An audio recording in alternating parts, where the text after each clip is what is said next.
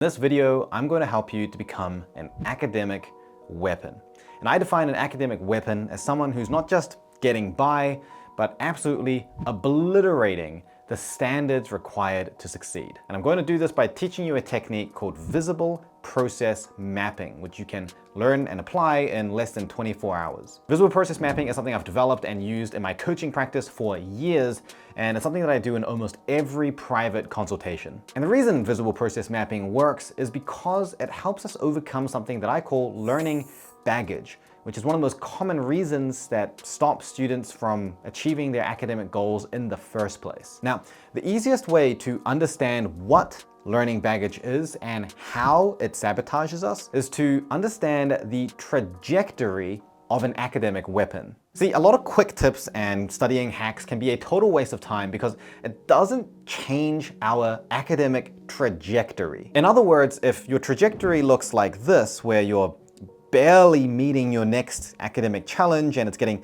harder and harder to keep up until eventually you just fall behind, then just one or two little changes from a 30-second TikTok is probably not going to be enough. If you want to be on the academic weapon trajectory, where it's actually getting easier and easier to overcome your academic challenges over time, then we have to clearly understand where our current weaknesses and limitations are. In other words, what are the things that are holding us back from being on this academic weapon trajectory? And the answer is learning baggage.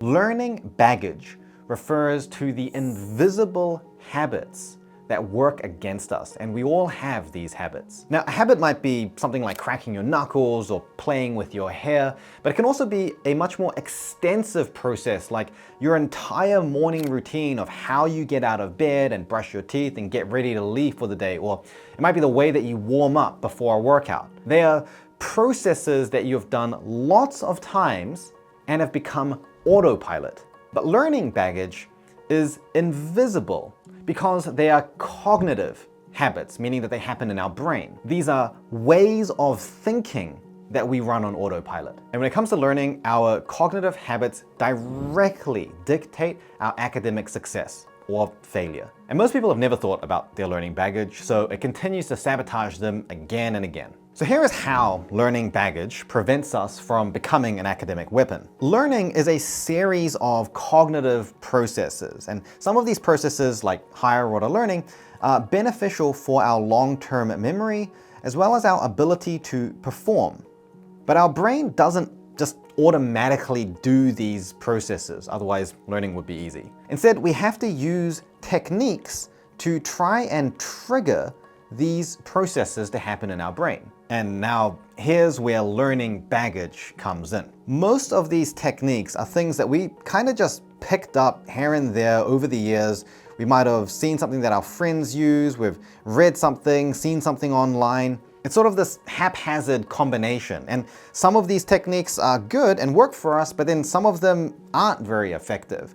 But over time, these techniques and the processes that they activate become habits, which means that some of these techniques and processes, which we're now running on autopilot because they've become habits, are actually detrimental to our learning. We've basically automated something that makes us worse. And in doing so, we have created learning baggage. These harmful and now habitual processes will continue to reduce our memory and performance again and again every time we go to learn something. In fact, even if you learn a great technique, those habitual cognitive processes will actually make you perform it incorrectly. That's why you can use the same exact technique as a top achiever, but not get the same result. This is how our learning baggage can ruin our academic trajectory. So then how do we get rid of this baggage and improve our trajectory?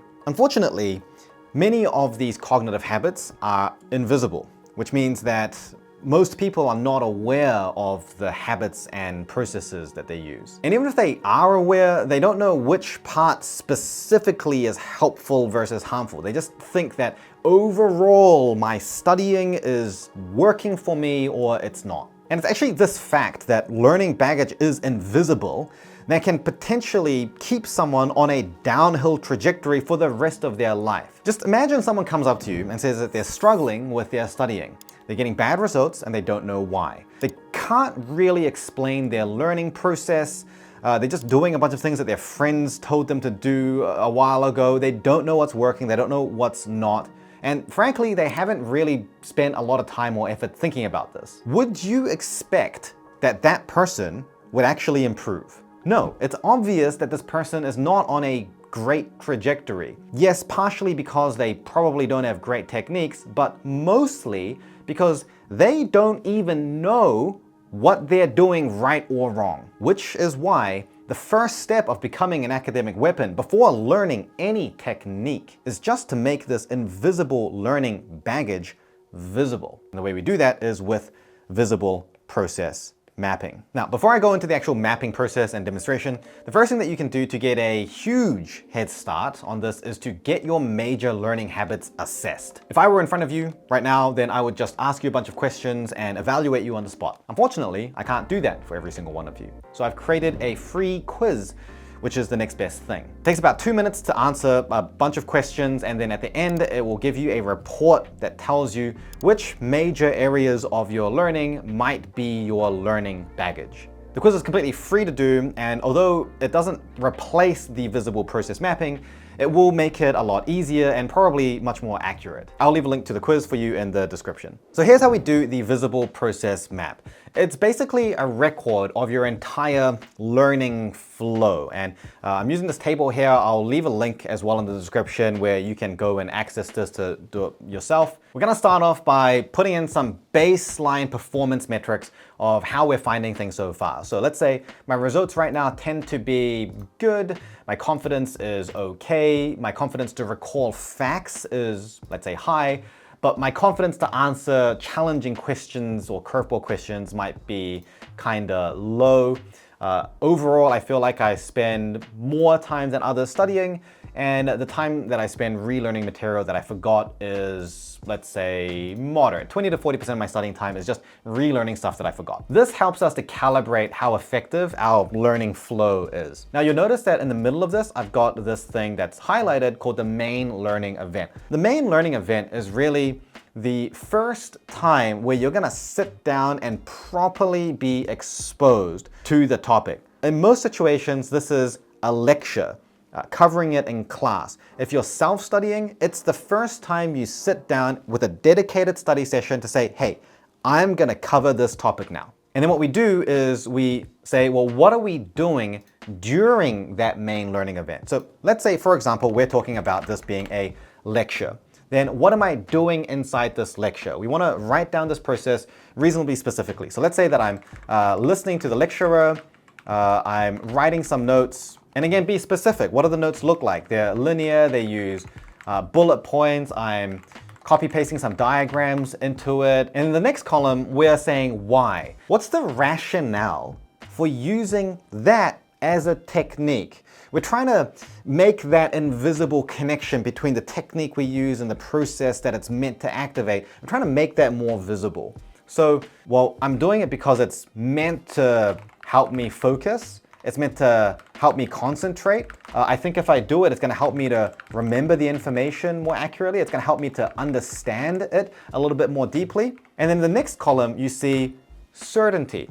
It's how sure are you? How sure am I that doing all of this what is actually achieving the why? In this case, maybe it's, I'm actually not too sure. And we're gonna work through this going before and after the main learning event. So let's say before, 30 minutes before, we're doing some kind of pre-study type of step. We're gonna fill that in. And let's say 3 hours afterwards, I'm going to go and review my notes. And then again, we fill that in a little bit more detail. And then let's say 1 week later, we're doing some kind of review. And let's say 3 weeks after that, or a week before our exam. We're basically taking a single piece of information and we're tracing what we do with that information from the first moment we make contact with it, all the way through to when you need to use it, like an exam or an assessment, solving some kind of case. And this is a very, very useful activity for a number of reasons. First of all, if you don't even know what you're doing,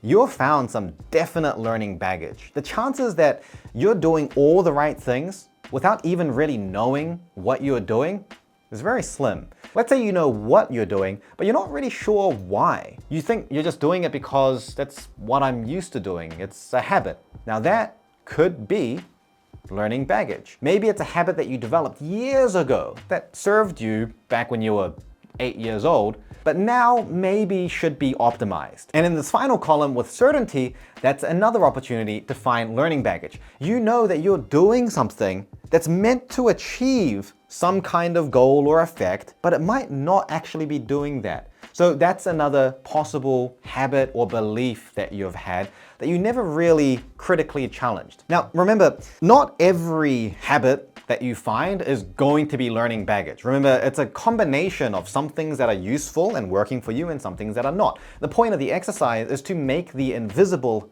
visible. At the bottom of the template, I've also left a number of questions that you can ask yourself that can help you reflect on your learning process a little bit more deeply.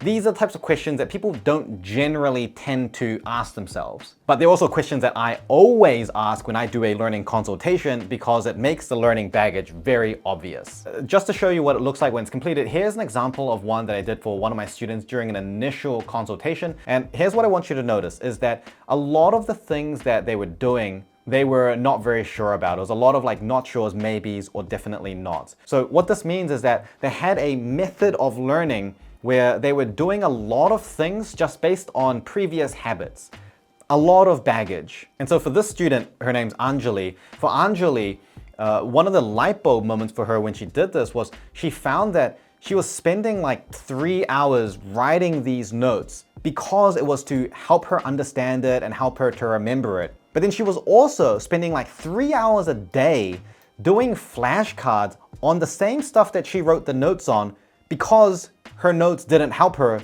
to actually remember it anyway. So she was able to see that there was directly a technique that she was doing purely because her first attempt was not successful. And that's something that I call a band-aid technique. A band-aid is something that you do because you didn't do it right the first time. Now, here's a comparison of her process map 3 months after working through this. And I want you to look at the difference. The certainty of the technique was much, much stronger. So for Anjali, by looking at her initial map and then finding these possible areas where there could be all this learning baggage and then working on techniques and optimizing that, she was able to get to this higher level of certainty, which translates into not only getting better results, but having more confidence to achieve those results more consistently and predictably. Now, I have mapped the learning processes face-to-face and consultations for hundreds of my students. And I can tell you that the students that actually bother to do a visible process map and find their possible learning baggage and then optimize and iterate to overcome them, they are the ones that are on the trajectory to being an academic weapon. It doesn't mean that after 24 hours they've become an academic weapon, but they are on the trajectory. And I know that even if this video is viewed thousands of times, that most of you will not actually make a process map or change your trajectory. And that's because your learning baggage may tell you, no, this isn't right. That's not how you're gonna achieve your academic goals. No, what you need is a better technique. That is what your baggage will tell you. And if that's what you're thinking, then, well, I think you should reflect on that. But anyway, thank you so much for watching, and I'll see you next time.